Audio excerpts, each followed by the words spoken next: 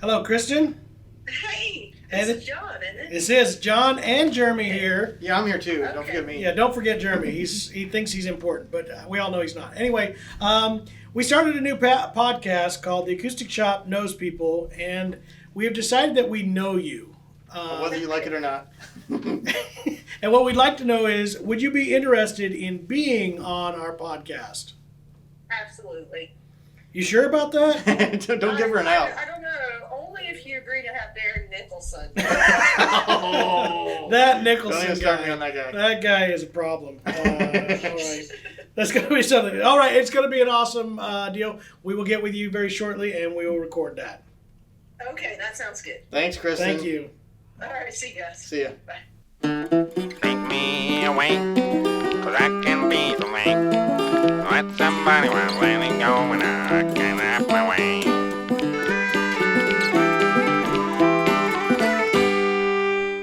Hey, guys.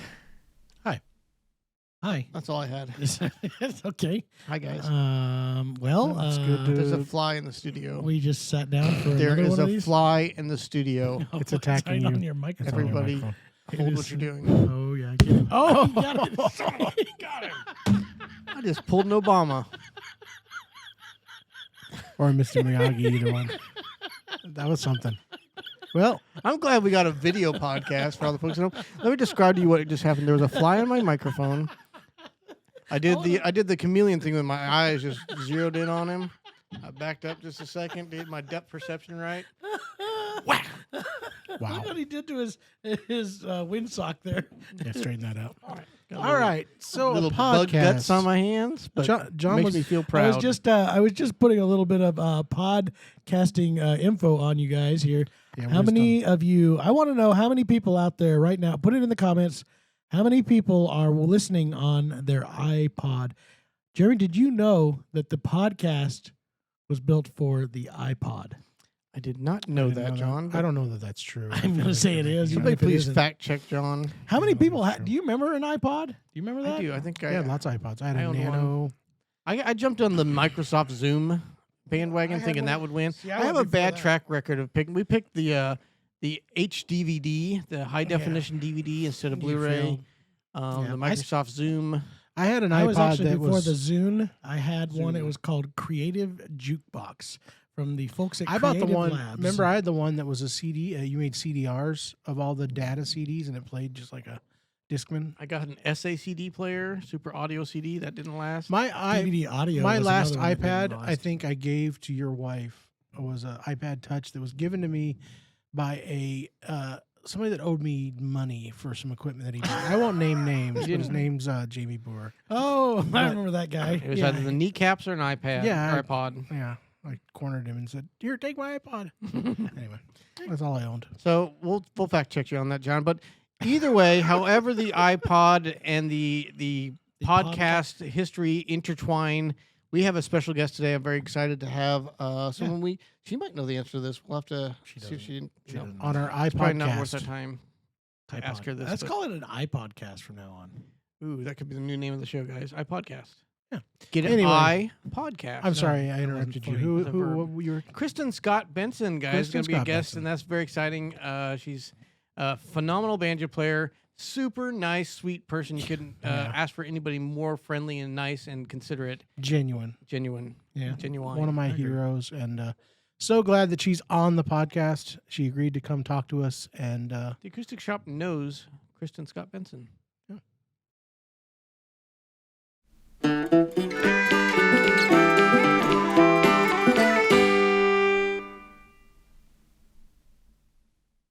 Kristen Scott Benson, welcome to the Acoustic Shoppe Knows People. We Yeah. are so proud to know you and talk about how we know you. Yeah, that's what we're gonna do. This whole entire segment is just talk about how we know you. Hey, that's okay. That's fun. Now, thank you so much for being on the show. We appreciate you taking the invitation and being a part of this. We're very excited about the podcast where we're just talking about all things acoustic, and definitely Kristen fits into that long history of knowing Kristen, Yeah. years and years. Very proud to see all the successes you've had in that period of time. Yeah, same for you guys. I mean, I think, John, how old are you? Old? Are we doing this really? Are we? Well, I add some to. No, I'm 45 years old. I'm sorry. Okay. I can admit it. Okay, so you're 45. I'm 47. So the first time I saw you guys, Jason wasn't even playing bass yet. Your mom still was. And then I watched him come into the band. So I feel the exact same way. We all kind of grew up together, and I thought you guys were great the very first time I heard you. And I was a fan, and you know this. I mean, I used to tell you guys all the time. So it's fun to see what you guys have created and all the success that you're having as well. Oh, thank you. It is a lot of fun. My first memories of Kristen, it's always been on stage. Always been on stage. You were actually still in high school when you were touring with Larry Stevenson, correct? No, I was in college. I started with him the first day of my sophomore year of college. I missed to play my first show with Larry Stevenson, so I was 19. Priorities. Yeah, There you I go. got them right from the get go.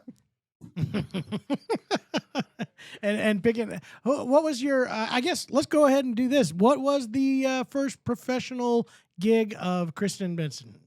Well, there are many definitions of professional, right? So, so is there like a line that you had to make so much money to call it professional? I don't even know. No, no, because if we did that, I still have not Exactly. hit any of that even close. Be a low line. Yeah, that's right. But the first time I ever remember playing in front of people for no money, I'm sure, but I was only maybe 5 or 6. And I kind of remember it. It was at a place in Union, South Carolina, where I grew up, called Midway Barbecue, and it had sawdust on the floor and all that you can imagine. That's what it was, and the food is great, and it still is to this day. But I played mandolin on a couple songs with my dad and grandfather, and I do have a memory of that. And then I started playing the banjo when I was about 13, and that's when I got serious about music.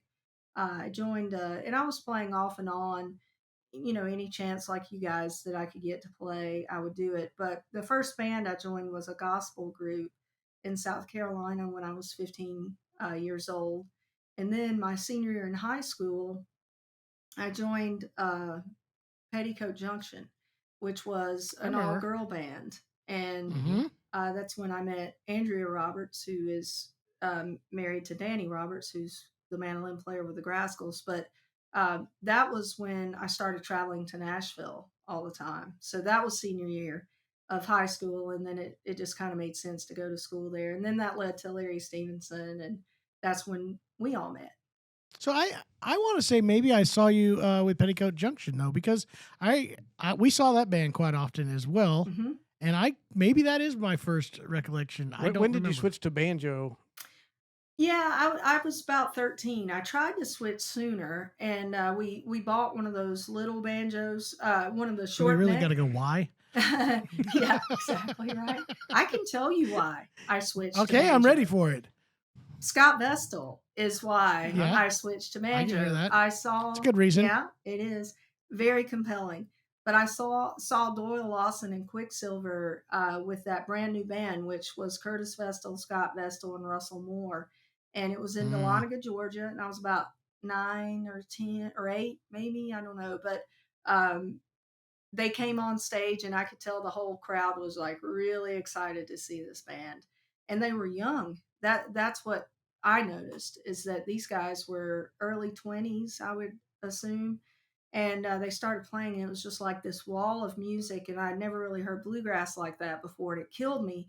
And the thing that got me was Scott's banjo playing. So I started asking for a banjo then, and we got one with the short neck. And right after we got it, our house burned down, and that was just not a high priority to replace. So I got a regular banjo when I was 12 or 13, and just got obsessed like all of you guys. The thing that blew everybody away, this is one of my favorite stories about Kristen, was everybody knew this too, because everybody was talking about it. She was in college playing with Larry Stevenson band, doing a full-time touring deal, and everybody was talking, which made you way better than any of us, because I would have never done this. Kept a really high GPA while being on the road, and Studying on the road. Studying on the. I don't know how you did that, by the way. Well, not a lot of studying on the road. I just I was very committed when I was home. Cramming at home. To school, yeah, and I didn't have a hard major. I went to Belmont University. It was not exactly like It's a simple school for simple people. There you go. No, just right? kidding.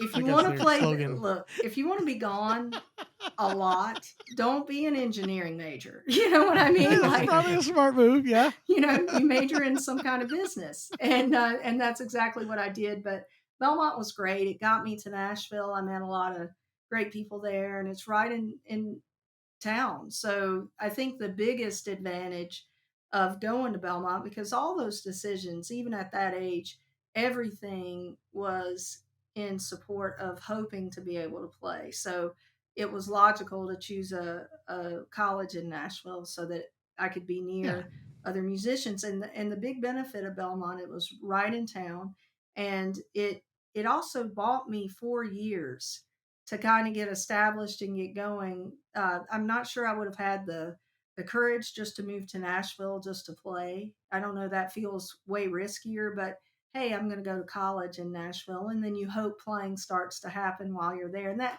I was so blessed because that's how it worked out. But I loved my time at Belmont, but I was a marketing major. I started out music business, which is why seems like everybody goes to Belmont, was to major in music business.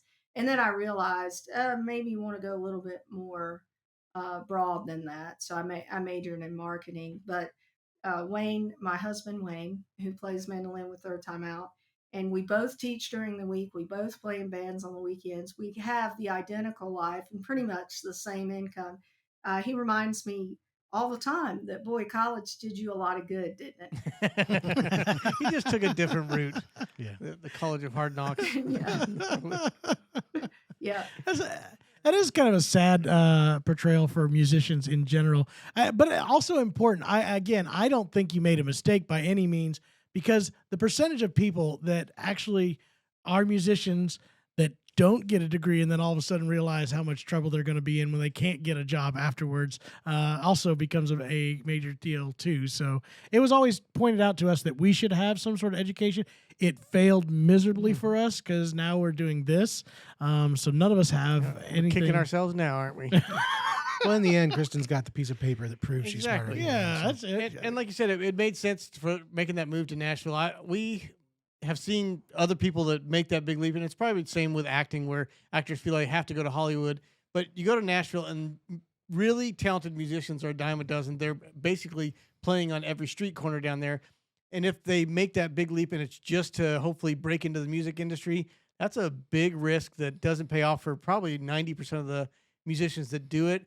But having that college as your foundation of a reason to be there, and that also helped you break into playing with Larry and wherever your music journey took, it was kind of hedging your bets a little bit, make sure it was a safe move to Nashville, which, like I said, I've seen other people that didn't fare so well that skipped that step of it. By the way, I believe that is Nashville's newest saying is come here thinking that you're going to have a music career knowing that you're probably not. Nashville, hedge your bets. It's true. Did you guys ever consider moving there? I'll be honest. We had somebody asked me this again a couple weeks ago about this. Why did you guys never move to Nashville? We got serious about it. You know, actually, who was the biggest push and almost did it? Scott Vestel. You were mentioning Scott. Scott, they were playing with Dave Parmley, and Scott's like, you got to move to town. You just have to. And he's like, when he was talking to me at the time, and we're gonna start a secondary band, me and Scott, and we're gonna do this thing. And he's like, and we got fairly serious. We were talking about moving out of what's the name of the town north of Jackson? Or no, I can't. Anyway, we're gonna move not too far out of there, but we started really looking into it, and it's like, I don't know, we were so busy playing shows that we weren't home for. None of us had really a plan on playing with other people than us, and I think that was the biggest difference. We were going to be in the same place no matter what, so it wasn't like we needed to have the connections with us. Now, it may have changed our entire run of what we'd do. I mean, Jason'd probably be working for somebody else, and and I'd but we live near Branson and we don't work down there either. Yeah, so there's that too. Yeah. We just stay away from music. Yeah, it's not like you're exactly very far from a music entertainment center. I mean, you are very close there. Yeah, it is. It is a different one, and I think I do still think, and you can back this up or not. It's up to you. That if you're wanting to get in and you're not necessarily in an established group, there's way more connections in Nashville and opportunities to play. I think what's become a lot of our musician friends that are out there right now are using it as a base, and they go out and play with such and such on this week, and they go out and play with such and such, and move around, and they have the connections to be able to do fill-in work and just have a overall recording music during the career week, and yeah. recording Recording career.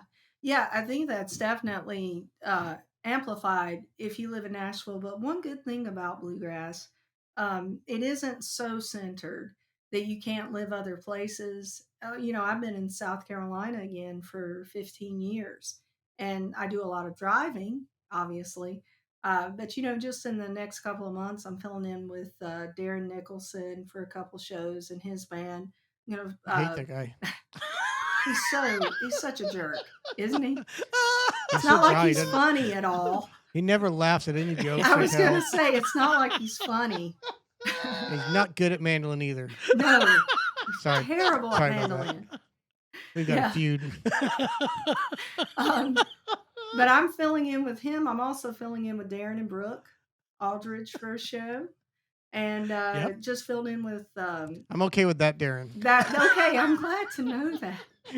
It's not all Darren's, Jeremy. Is it just man? Well, no, Just Darren Nicholson. Aldridge plays mandolin too, though. So it's Yeah, not it's- just Nicholson. Nicholson. Nicholson. Okay. That guy.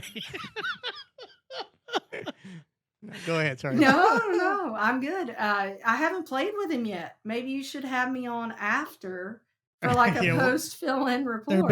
There's going to be a follow up, and I Oh, guarantee you. You'll post it all over the internet. People will know. Yeah, it'll be nothing new though. But yeah, that you guys you do a lot of that where you're doing a lot more traveling. But I think the internet has really changed a lot of that too. We were talking earlier about back when we were looking, if you wanted to be recording Nashville, you had to kind of be located there because Mhm. there wasn't the remote ability to do digital recording. There wasn't a lot of being able to set up your own home studio.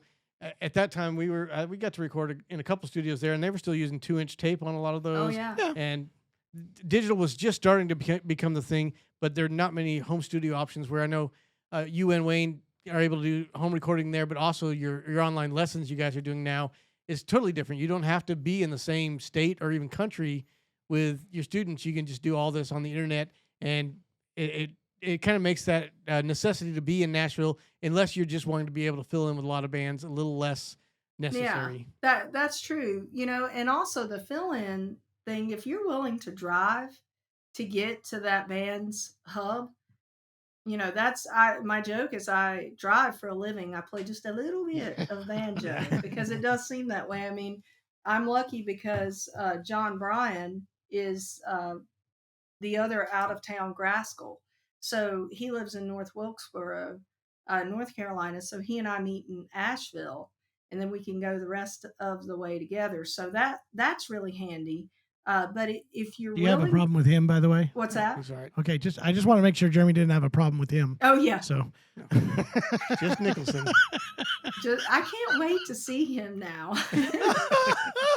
Tell him how much Jeremy hates him. I for What did sure- you do to Jeremy Chapman? Oh, he's gonna get the question. It's happening. I got his charts right here. Do you hate the charts too? Like you can Are they written by his identify a hand? Nicholson chart. Like, Is I it don't written- like it. Oh, of course he would go to the 7. Yeah. But on your point to driving, I always found that interesting. I was always Third time out did that. yeah, third time out was a big one. What's Dilling. Yeah. and- Steve Dilling? Yeah. North I mean, the Carolina. amount of driving that he drove every week Well, from the bad thing is Raleigh the to bus Atlanta. does this long drive all night long, gets to the stop at Atlanta at about 3 a.m. and then his second drive begins from That's 3 a.m. true. on to get back home another 7 or 8 hours. Yeah, that's the crazy. Are they still part. doing that? We should probably ask Wayne at some point. Yeah. But is it still based out of Atlanta and It is. everybody Everybody meets hauls the out bus. of there? Yeah, see? it's Cumming, Georgia is where Russell lives, but that's not too Yeah. far from Swanee, Georgia, all Atlanta-ish. But yeah, the guy that had the real drive was Justin Haynes. Drove Yeah. from northern central, not quite northern, but almost northern Virginia So I think he was looking at about 12 hours to get there. And see, when Wayne and I left Nashville and moved back to South Carolina, his drive got a lot better. He became much closer to Russell, Mhm. and it's just me that makes that drive to the Graskels. But there are, you know how routing works. There are plenty of weekends that it's just as quick Yeah. for me to drive to the show. But worst case scenario, I just have to drive and meet them. But you're so right when you talk about drive to starting. The worst for me is when you play and you only have, like, if you've got a 6 hour drive back to your car, you might sleep during that time. But if you've got like a 2 or 3 hour drive back to your car, I can't go to sleep like that because I know I'm about to wake right back up. John can, I can't. And so you're getting in your car, at like 3 or 4, and you haven't been to bed yet, and then you've got the 6 hours home. But woe unto me, how blessed is it, right? That's what you get to do for a living, and it's still, I still So like it. do you have a secret keep yourself awake routine for driving late? Sugar is pretty Sugar. much it. Like I can eat my way home. I found that sunflower seeds work. Like if I eat a bag of sunflower, and my mouth will be raw the next day from all the salt. Yeah. But just the action of chewing sunflower seeds will keep me awake all night. So Yeah, that's my road and trip. I stole that ironically, one. going back to the Doyle Lawson conversation, I can listen to early Doyle Lawson and Quicksilver and wake right back up. It's like the your music that sugar. energized you. If I put on that time period of Doyle Lawson, and I've got some of those birthday cake things that Little Debbie or whatever. Zebra cakes. Zebra Is cakes. it No, a not zebra zebra cake, maybe? cakes. No, Oh, it's like, Jason's obsessed with zebra cakes. So. okay, no, it's not that. It's the 2 per pack, the round Okay. thing with the incredibly artificial. I mean, it's probably like 94 ingredients, and you can't, say any of them. Name any of them. But man, it helps me drive Sucrose. home. That's pretty good. I like it. We actually had a travel issue for you. Kristen came out and did our one and only Ozark camp that we did, the music camp. I was that And- bad. It was just one time, and they're like, "We can never do this again." She Had was nothing awful. to It was the do with demands. you. Kristen had like all these stage demands. Like I need these we couldn't keep up. cakes, Birthday I need these cakes. No, it was an awesome camp, but the It worst. actually went really well. It And went great. It was just the amount of time and effort to pull it off again, as good as that went, was Hard. at that time too difficult for us. and it was right now. There's so much going on, and also resorts and getting all that stuff. Fees went up. When you deal with other people's businesses, it's a lot harder. Yeah, But sure. anyway, that said, poor Kristen came in like at 2:00 in the morning to get there from flying in, drove the rest of the way, and agreed to do this, by the way, at a way better price than she should have. By the way, you negotiated so poorly with me. I just want to let you know. How's No, that just business kidding. school working out for you? Yeah, exactly right. No, she was awesome, and our students absolutely loved it. But then had to get out of there late at night again on her way home. But that was like a Southwest meltdown of planes, That's when if all I the- remember right. And that- And you had to end up. Let me just Getting tell you, this could be the rest of the podcast. It's the worst travel thing that ever happened to me in all the years All your that I've years. traveled. It made her quit banjo for You're a while. welcome. That was it. You're welcome. That was it. But I was lucky because my flight was leaving St. Louis at 5 something. So rather than go to bed, I thought, well, I got to return the rental car and I want to check in pretty early. So I hung out with everybody. We had a great time, nice wrap up feeling session. I got to see the students again and just kind of chill out. And then I left. That's awesome. So I left at maybe 11, I think, to drive to St. Louis. And of course, didn't go to bed, but that was okay because I was going to get on a plane and sleep and fly back to GSP in South Carolina. And I got word on the way that the flight had canceled. So I called Southwest and started listening to their hold music the whole way. And what is that, 4 hours to St. Louis? Yeah. Yeah, it's about 3.5. Three and a half. From Branson, it was definitely 4 hours. Okay. Yeah. So their hold music for 4 hours because they never picked up. Anyway, returned the rental car, walked in, but I was lucky because it was one of the first flights and I knew we had trouble. So I was near the front of the line, although it didn't matter if you were like 5th or 500th because there were no agents to help anyone. So we just all stood in the lobby and my favorite part was I made friends with the girl in front of me and the woman behind me. And it's like this weird understanding, though. Like, we have this common bond because we're all stranded together. So we're united on that. But it's also dog eat dog. Like, don't think about getting in front of me. And you have a banjo in your hand. And if it comes down to me or you, I'm going home. So it's like this very By the way, you don't want to mess with Kristen. It's a very conditional friendship you got going with the people around you in line. Anyway, I abandoned the line. I realized it wasn't going to work. I got one of the few rental cars that was left. So I was able to grab a car that morning. That was another story. No one showed up to work at the rental car place.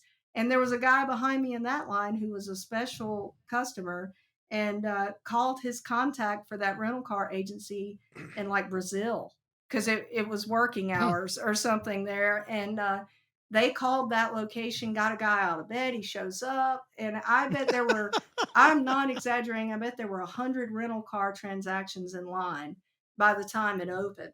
And that might means families of 6, so there's like hundreds of people in line. Anyway, I get the car, got a Prius, and I had never driven an electric car. Sat after all of this hours that it's taken to get to this point, I can finally drive home.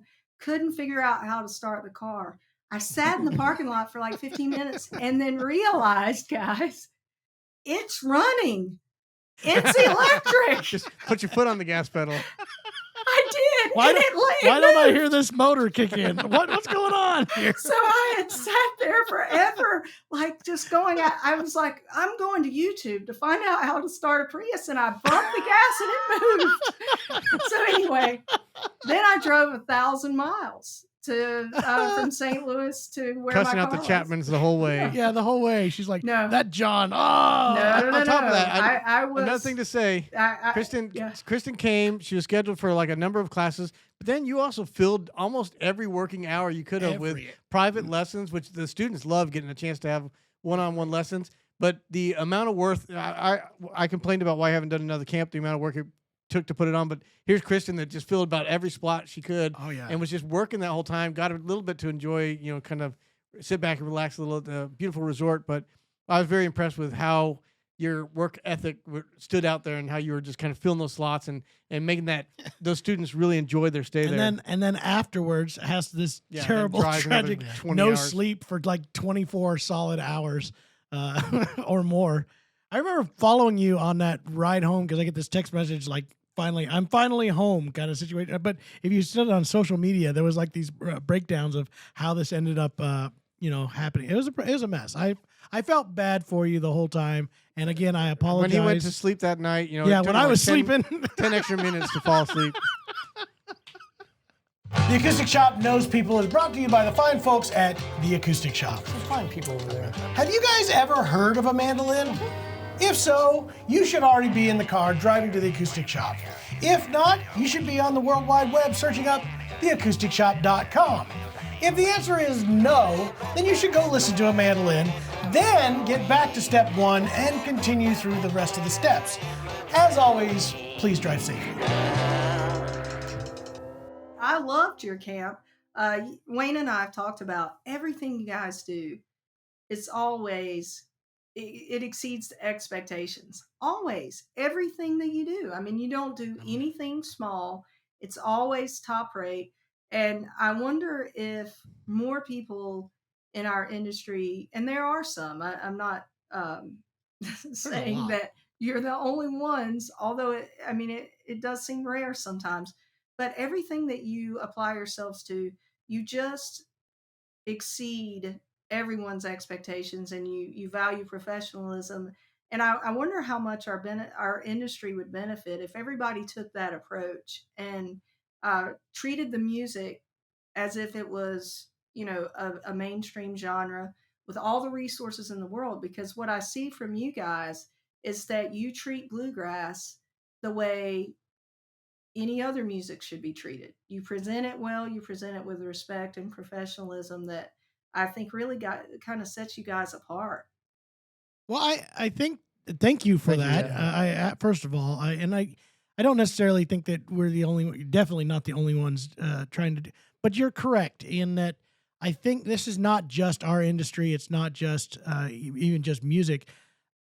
We learned real quick watching professionals like you, professionals like Rhonda, that just come out and recognize this is my job. And, when you take on a full career, you need to do what you possibly, especially if you want to go past, there's a type of personality, and I'm not the person, by the way. If you talk to Jeremy and Jason, they'll both tell you John just floats by and hangs in there when he can. And I'm fine with that. I'm good with that. But it takes, if you want to get to that next level, you need to push further than anybody else does. And Well, it can be either the business or your technical ability. That's one thing we learned years ago from people like Chris Thiele. Growing up with him and hanging out, we realized we go home and play video games for an entire week. We'll play on the weekend, go home and play video games. But we talk to Chris, and he's like practicing and rehearsing with people and recording different things. It's almost like clocking in. It's and like, clocking yeah, out. he would clock in basically to practice all week long.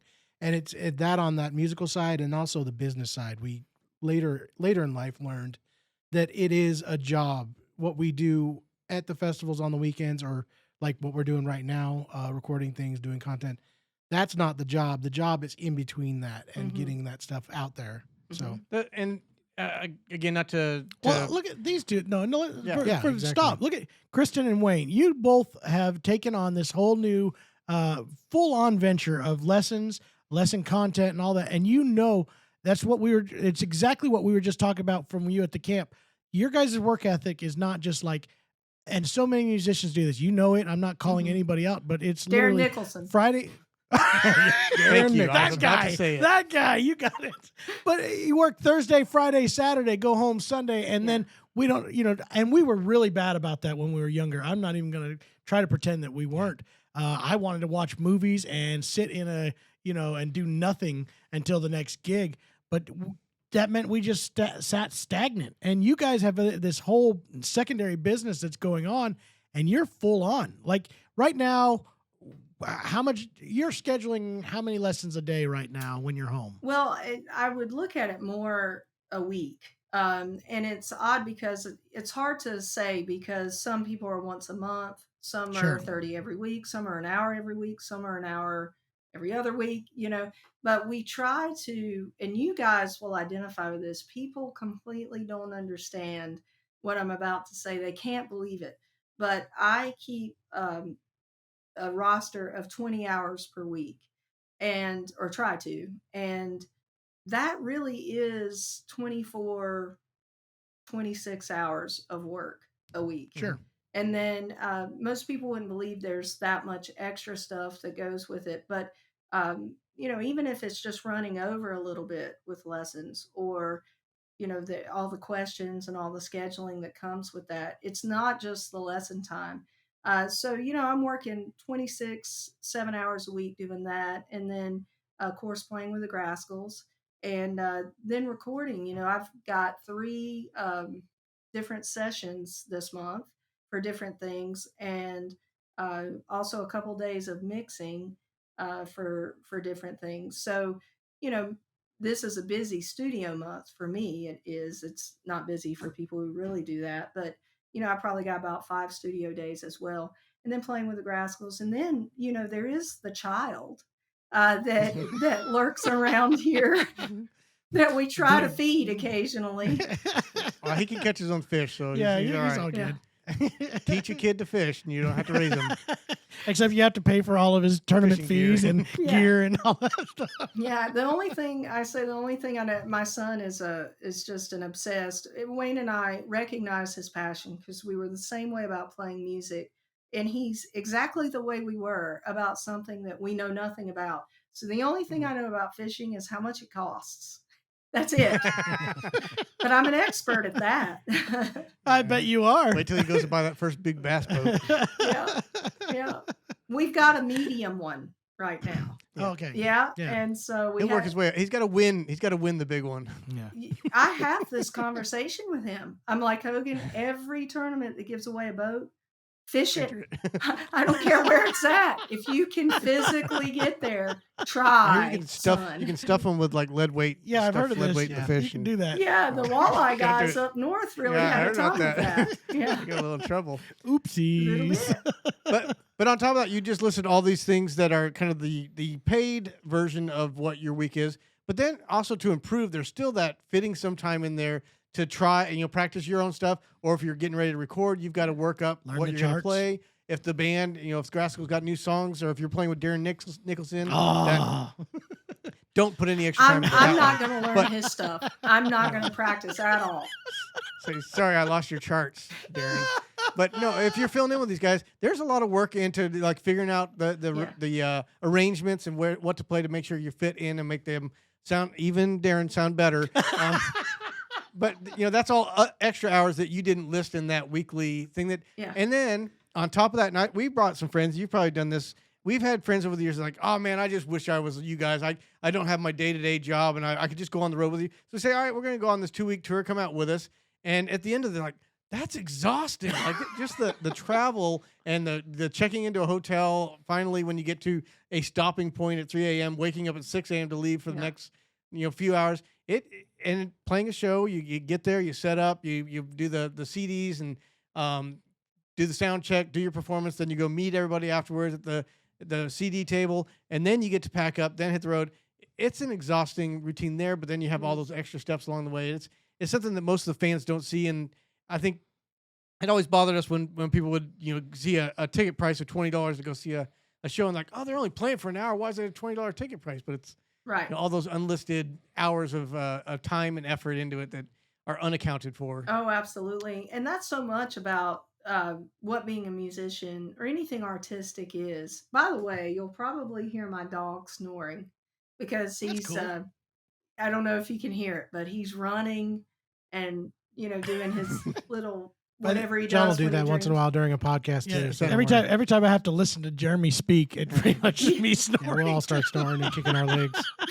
Right. All But right, no, guys. you are dead on. And then there's always these extra things that I decide to do.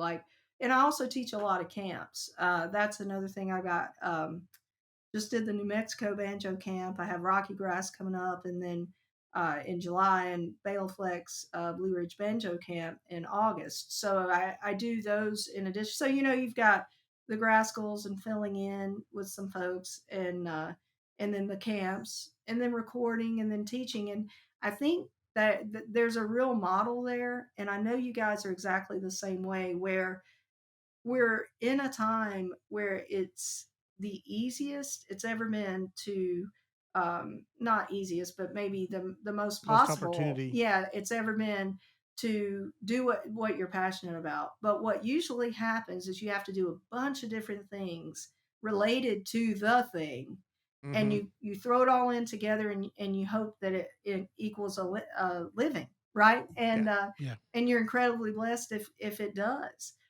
So almost every bluegrass musician I know has a day job during the week, and we're lucky enough that we get to teach for kind of the primary day job. But then what I was going to say though, there's extra things like I am writing another book for Hal Leonard, and Bill Evans and I are co-authoring that, and we're turning in everything for that this week. So that's a pretty demanding obligation that isn't routine, but man, it's a real one. So there's always the extra stuff. So like I look at my calendar right now, and it's really about the end of September before I can just sort of calm down and say, okay, that I have that day is going to be free. But then I just cannot thank God enough that's the case, because when you're working hard, there's 20 more people who would give anything in the world to have the opportunity to work Yes. as hard as you're working. Yeah. Yeah. Yeah. By the way, Jeremy also has a book, so you guys are going to have to Okay. trade books when he comes out. He just released one. It's not I released saw yet, some but- of his content. Well, yeah, it hasn't been released. I saw some of it. I'm not going to read that or check it out. That was my first. I did one with Hal Leonard too, and it definitely extra hours of I'd come here to work at 9 o'clock, work till about 6, then I start teaching from 6 to 8, and then I'd stay from 8 till midnight working on that book and getting that turned out. And there's a lot of pressure trying to get that by the deadline, and and hopefully they haven't got back to me yet with notes, but They pretty much said, nah. I said it's perfect. We're just going to publish as is. Which one is it? Because they love to work in series. Yeah, this is the Teach yourself, isn't it? Teach Yourself Mandolin. Yeah. Okay, very cool. So do you find this when it comes to books? It's just best not to monetize it. You just look at it as a labor of love. Because if you were to figure out your hourly rate, that's what, you just don't want to know. You just want to focus on the gratification of holding this book and saying, I wrote this. I did it. Yeah. So I remember the first book I wrote for Hal Leonard. I was getting ready to turn it all in, and Hogan was little, and he came in from school, and I had it in my hand, and he walked in. I was so happy, and Wayne brought him in. I'm like, look, Hogan, I got done with my book. And he said, you did all that today? I'm like, yeah, since you went to school today, I did this, but that's very cool. I'm glad that you're doing that. Yeah, it'll be something. I'm sure. Yeah, I'm gonna have Darren read it. That's for sure. I was gonna say, is Darren like a test reader for you? He can't read. He can't read. Darren's getting beat up. He doesn't even know it. Poor guy. Yeah, he won't listen to this podcast. Let's say whatever we want. What do you think of Darren? Let's hear the podcast. I love Darren. I'm not going with you. He's one of my favorite people in the world. So you're just wrong. I want to go down. Yeah, whatever, traitor. I want to go down this road because Darren. No, COVID. Oh, Don't you believe this Ever is heard of what it? changed this whole trajectory for you as a musician? Yeah. As far as I know you both were doing lesson stuff before this, but don't you feel like this is where it absolutely changed? And I think it did for all kinds of musicians all over the world to kind of go. Or were you guys already set up in that, and that helped you to weather the storm of COVID? it did. It was a little of both. I think we had a huge advantage because it's very simple. Pre-COVID, teaching was the primary. Playing was the primary, and teaching was the add-on. And then that just swapped. So when COVID hit, it was all we had. So we tried to grow lessons like crazy. And I've never let anyone go, but as the shows have increased, I've dropped it down, because I just don't replace slots if I lose someone. And right now it's really too much. I mean, people would think, gosh, you're really only working 3, if you look at 8-hour days, you're only working 3 days a week teaching, but it's not really like that. It's spread out, and it's, I kind of call it like being a concierge teacher. Like you're a little bit at their beck and call if you really want to grow that business and make a difference for people. So that has become more of the primary. Wayne and I question if the circuit that we play on in bluegrass, if it's ever going to fully recover from COVID, because neither of our bands works as much as we did pre-COVID. And in our circle of bluegrass, I'm not aware of anyone who is. Yeah. I would probably agree a with lot that. of the festivals that either folded up, that just didn't come back after COVID, Yeah. or just, a lot of the bands, they may want to tour as much, but a lot of them are kind of like, I don't know if I want to go back out and be playing that many dates again. And once you kind of got used to not having that many days on the road, there's almost a conscious effort to maybe be a little bit more pick and choose which festivals you do rather than so many pickup dates. So I think there might be a combination of both of those where is it worth doing all these dates? We've now got to experience what life not completely on the road. I So totally agree. I've said this before. I think we lost a huge percentage of musicians out of this industry that were professional touring musicians that I don't think ever even came back at all. And I think it's just not necessarily because they're like, oh, that was horrible, I'm glad I'm out of it. But it was a change and a reckoning for a bunch of them to recognize that this is, you guys had the lessons thing going on. We were sitting here the whole time when this went down. We weren't touring anymore. We did a few dates here and there, but we were working on this business full on. And we were watching all of our buddies, all of our friends, all of our people who we grew up with going, I don't have anything. I got nothing right now. And they had to kind of go, I don't know if I can ever fully trust that world ever again. No You know, security. Wayne and I have felt that because we both do it. And one of the things we've thought is we did have the lesson pad, which was such a blessing. And then every musician we knew started trying to teach. So there were a lot, and they didn't last, most of them. And you guys can relate to this. It's a different skill set, and you really have to. I think there are a lot of common coping skills between like being an engineer and teaching. In other words, those guys who engineer 5-6 days a week, um, they develop ways to cope with a lack of patience. Or so, do you know what I'm saying? When you teach as much as we do, or when you record as much as those guys do, you learn how to manage your brain, I guess, just to be able to do that 7 or 8 hours a day. And it's not for everybody. So a lot of people quit teaching because it wasn't for them, and that makes a lot of sense. But Wayne and I have said one of the benefits of teaching is that it isn't it's COVID proof, because once that happens, I don't know what the thought process was for you guys, but when it first happened, it felt like a vacation. And we ate and drank more in the first month than we had in our whole marriage. Like we were on vacation. We had never been like that before. Hogan was you saw each home. other for the first Oh time. my gosh, he was home. We like him, and everything. Like everything was great. And then it hit us. This is going to last. That a I while. don't like him. Well, right. Why is he chewing so loud? One of the problems, and you guys have about 84 kids between you, right? But That's about true. but you couldn't even send your kids to other people's houses. Everybody was quarantined, so they couldn't go anywhere.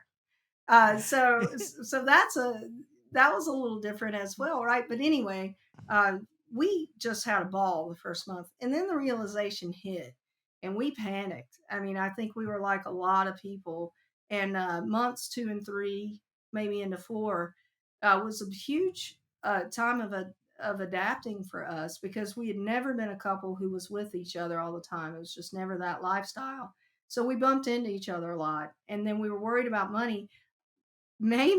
This is why, more than any other reason, we bought a house contingent on our selling, but not at first. We bought a house and had an offer on a house, and we were moving to a place that had 5 acres and a lot more expensive than where we live still now. We ended up staying, but we made that offer on March 7th.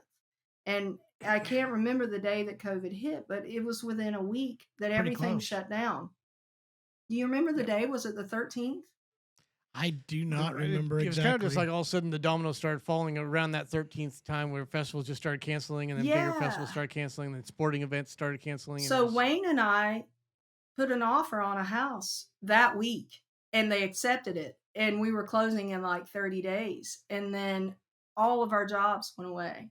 And so we really did panic. We were able to add a contingency, and then it just kind of fell apart. And it was probably better that it did, but that was hugely stressful too, because we lived under about a 3-month umbrella of time there, where we thought we were going to be responsible for this other house that we had bought with all this land and everything. And God was in it. And, you can always look back and see how it worked out.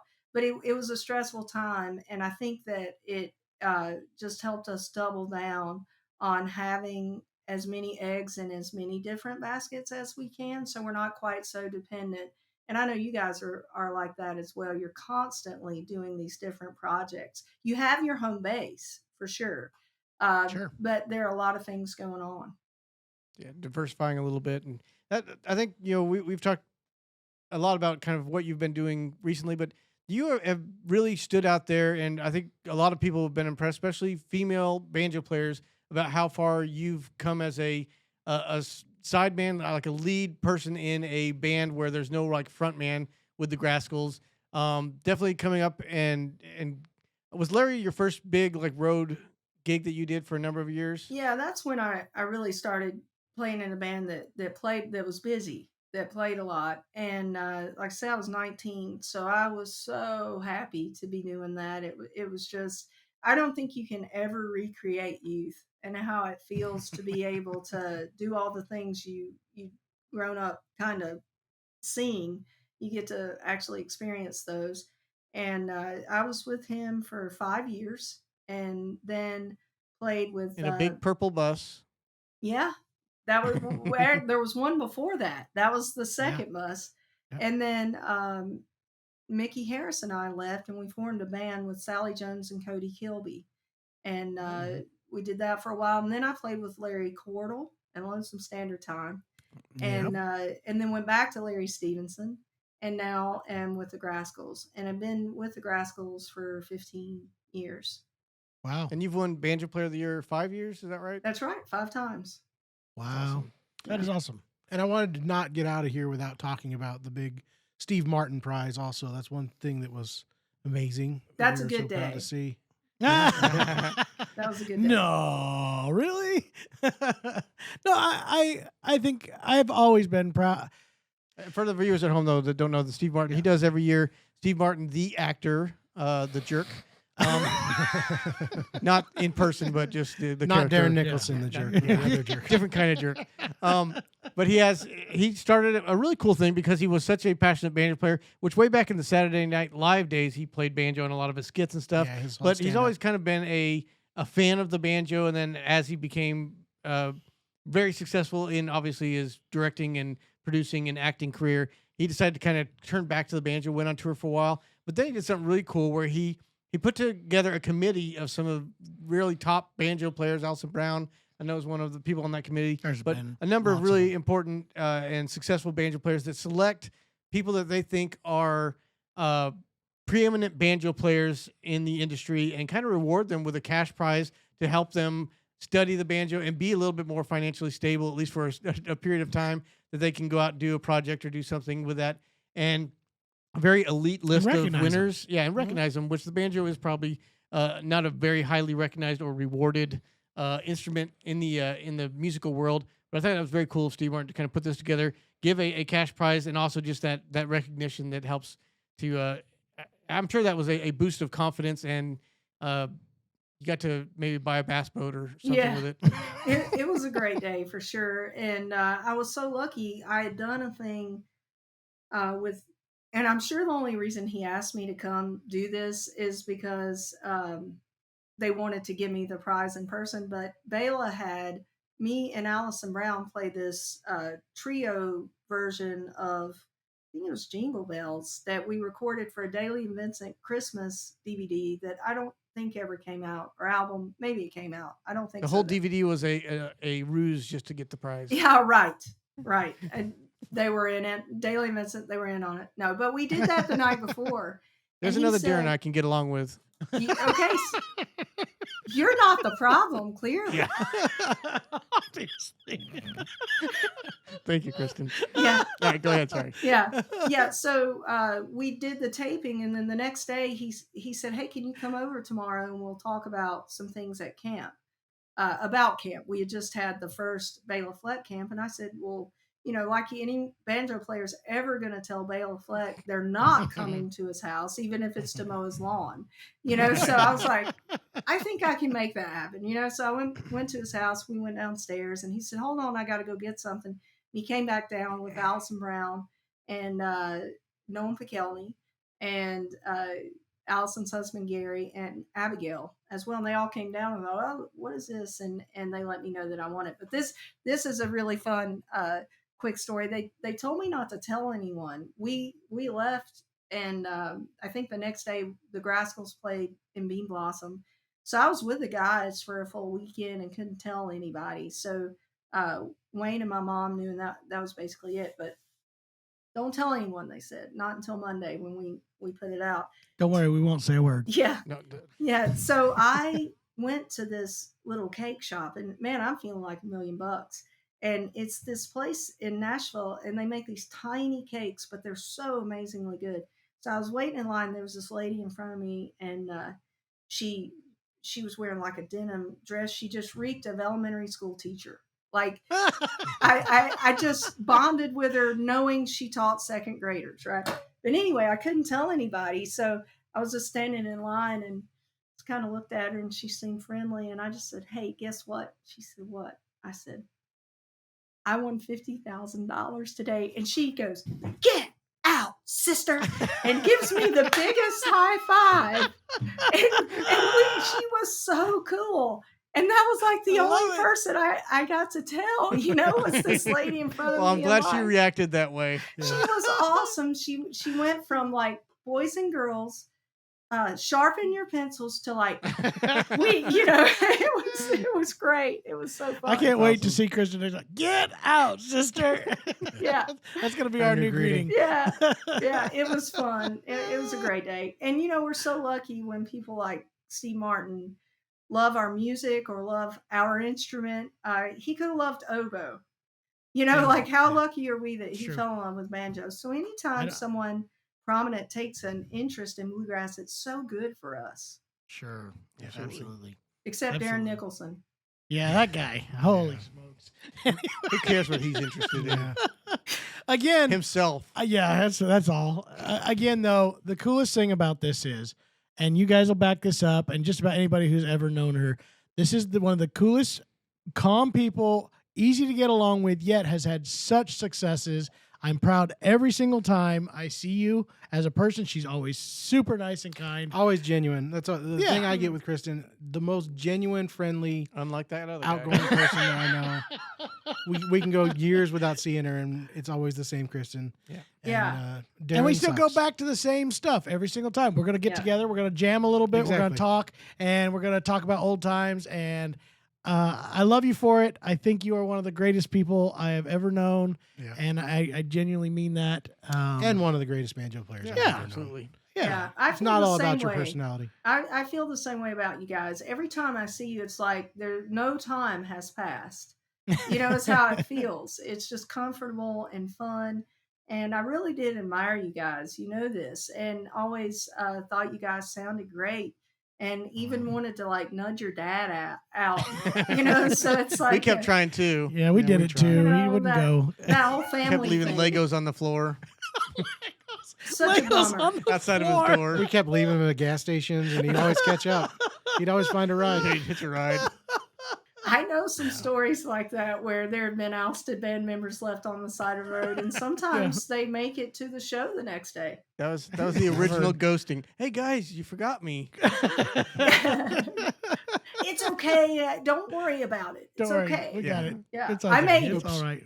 Yeah. Yeah, Anyway. no, it's good stuff, and y'all are great. And you're one of those people, or one of those families that as soon as I see you, it's just like, oh, it's like coming home. Yep, I agree. I enjoy being around you. Thank you so much for doing this with us and You hanging wouldn't out. believe how many people have turned this down. So Yeah, we finally got somebody to say yes. No, Yeah. thanks for taking the time. This is a big thing for us. We enjoyed it. Hey, this is funny. always- I just got this in the mail. Can you guys see this? I can sort of, yes. It says the 4 musicians of the apocalypse, and it's a this is banjo, a banjo, bagpipes, accordion, and what's the last one? accordion, and I guess a drum. drum, which And that drums. I guess that one could be debatable, but I mean, when you devote your life to an instrument that makes that card, you better find kindred spirits to love. Yeah, well, you don't see Steve Martin giving cash prizes to accordion players. so- Yeah, there you go. Where's Of all their the people on that award? list. I think that's Weird Al Yankovic's award. I think that's coming up next. Weird Al's best Accordion player, excellence in accordion. Anyway, thank you so much, Kristen, and we'll see you soon, hopefully. Yeah. Thank you, guys. We'll talk to you soon. All right, bye-bye.